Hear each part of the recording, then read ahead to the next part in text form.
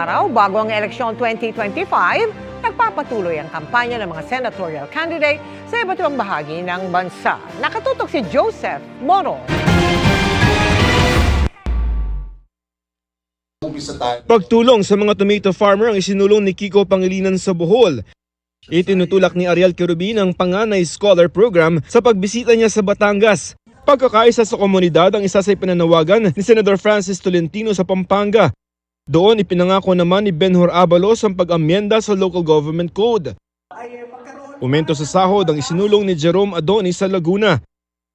Suporta sa BPO industry para makasabay sa bugso ng AI ang binigyan diin ni Bam Aquino sa Cebu. Libreng maintenance medicine ang isinulong ni Abby Binay sa Quezon. Sa Pangasinan, bumisita at nag-ikot si Senador Ramon Bong Revilla.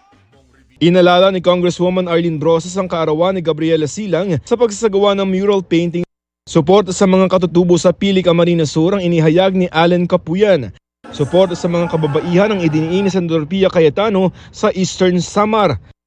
Sa trabaho market sa Maynila, nag-ikot si Atty. Angelo de Alban. Si Senador Bongo tinutulak ang paghahatid ng serbisyong medikal sa Occidental Mindoro. Pagpapalawak ng turismo ang binigyang halaga ni Senador Lito Lapid sa Aklan. Patuloy naming sinusundan ang kampanya ng mga tumatakbong senador sa eleksyon 2025. Para sa GMA Integrated News, Joseph Morong, Nakatutok 24 Oras.